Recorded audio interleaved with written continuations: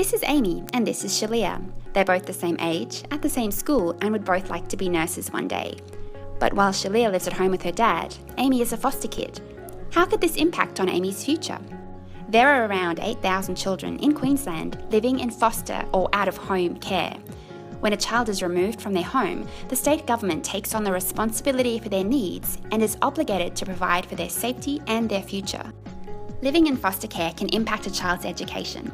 Around 24% of foster kids repeat a grade at school, 60% had to change schools at least once, and around 18% aren't attending school at all. This puts them around 24 months behind their classmates. For Amy, school was a safe and stable place where she had friends and people who understood her. But when she moved into foster care, she had to change schools. This was hard, but her teacher was supportive and she was slowly starting to feel settled.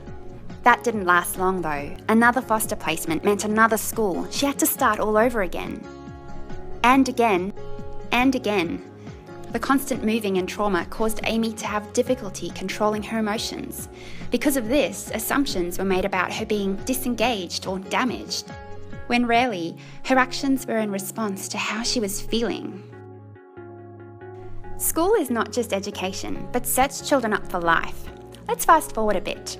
At graduation, Shalia is ready to take on the world, but Amy barely scraped through, believing she'd never be any good. This is not her fault. Her situation put her at risk, and the systems that were supposed to protect her have failed her. Article 28 of the United Nations Convention of the Rights of the Child states that every child has a fundamental right to equal opportunities for education. It's the state's obligation to uphold these rights for the children in their care. The Queensland Government understands this and already has a plan in place to ensure that children in foster care are supported throughout their education. But independent studies have shown that this plan is not being used as it should be. It's not consistent across schools or even across staff members in the same school, and decisions are being made without involving the child in the process.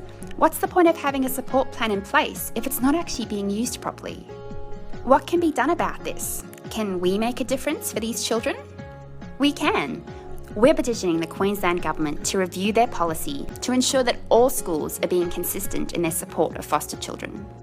It's time that these good plans are used properly, that children are involved in the decision-making process, and that all staff in the school are on board. Maybe then, children in foster care will finally get the support they need to succeed in the future. You have the power to enact change in our state. Be the voice for these children and help shape their future for the better. Sign this petition today and see the success of our children in foster care tomorrow.